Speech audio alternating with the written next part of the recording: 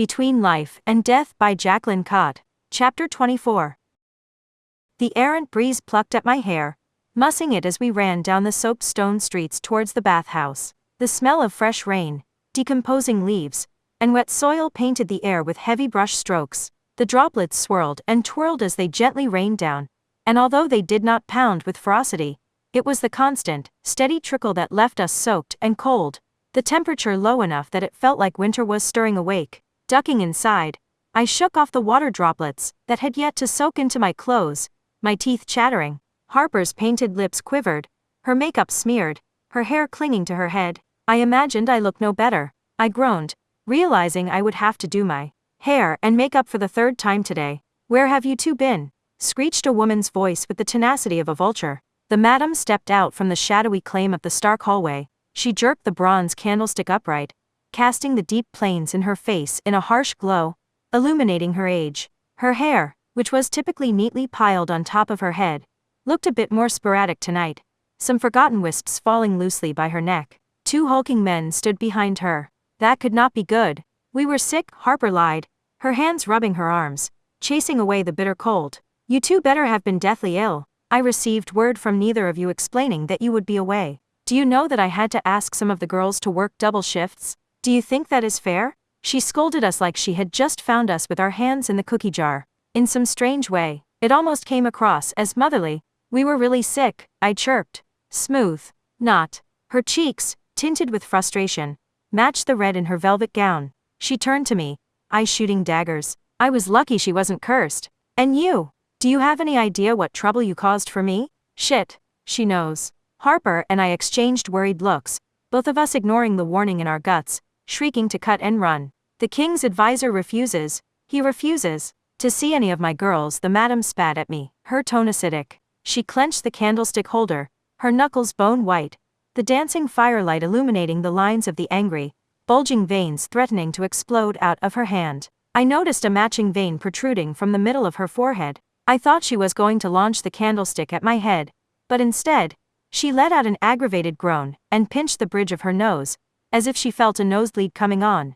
"Induced by stress. He says he will only see you." "What?" My stomach flipped, and then it flopped. Or perhaps it was the other way around. "He has returned every night, demanding to see you. His men traipse around, barge into private rooms, and leave them a terrible mess in their search for you. It is as if the assholes think they own the place."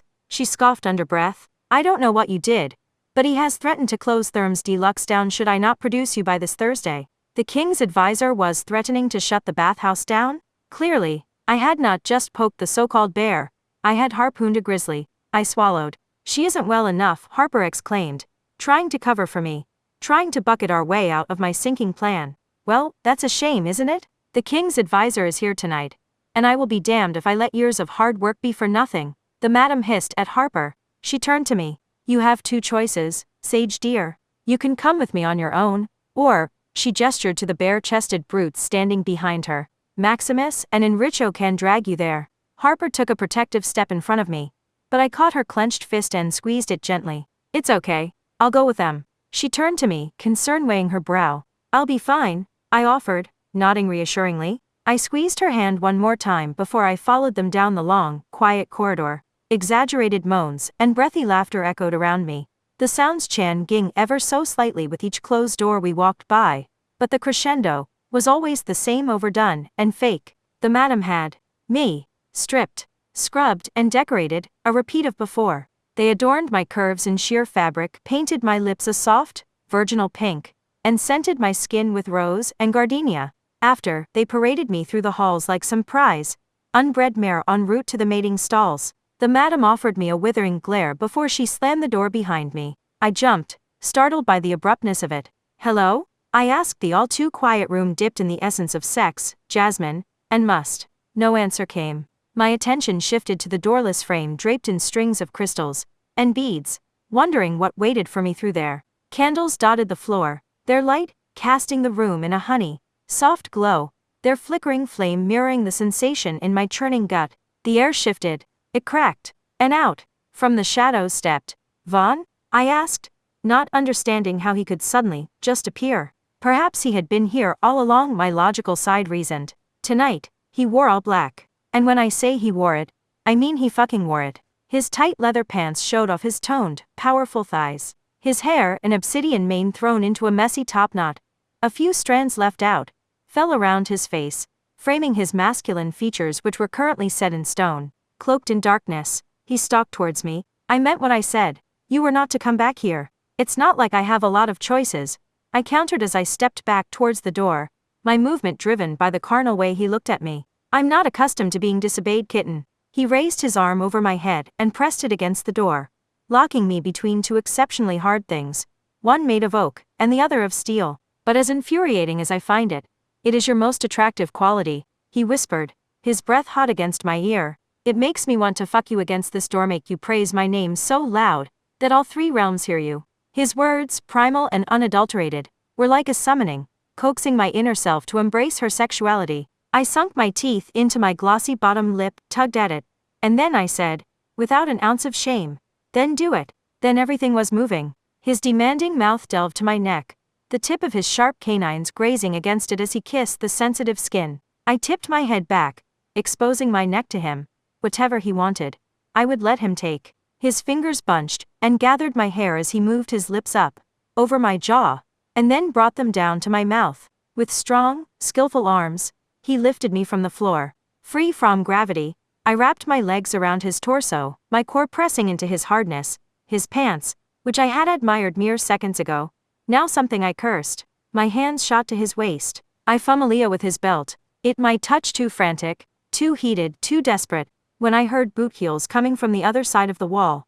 I pulled my mouth from Vaughn's. He growled at me, a big, sleek panther, who had just lost his supper. Someone's coming, I said, panicked. He lowered me to the floor, but he didn't let me go. The king's advisor, I presume. What? My eyes went wide, lust withered, and reality bloomed. What was I doing? I was going to blow it again. I pushed against his solid chest. You have to go. Now. As I pushed against his torso, my gaze fell to the random tattoo that had suddenly appeared on my arm after my last encounter with him. The bastard had a lot of explaining to do, but this wasn't the time or the place. We will finish this later, he stated, following my gaze. Whoa, we definitely will, I gritted, glaring holes into him. He spared a glance at my sheer outfit. Before he vanished, I blinked at the empty space. People didn't just evaporate, but something that wasn't human might. I shook my head, shoving the thought out. My hands moved to straighten the ridiculous fabric the madam had forced me to wear, but when my fingers touched it, it felt of silk, not lace. I glanced down and gasped. Ribboned around my frame was the black, silk lingerie I had chosen earlier tonight. Unlike the thin, flimsy fabric that filled me with discomfort, that showed too much of my body, this one was opaque, yet still sexy. But I did not have time to mull over how my outfit had spontaneously changed or, more importantly, what kind of strange magic Vaughn was using, because the door swung open, and in walked the advisor of the king.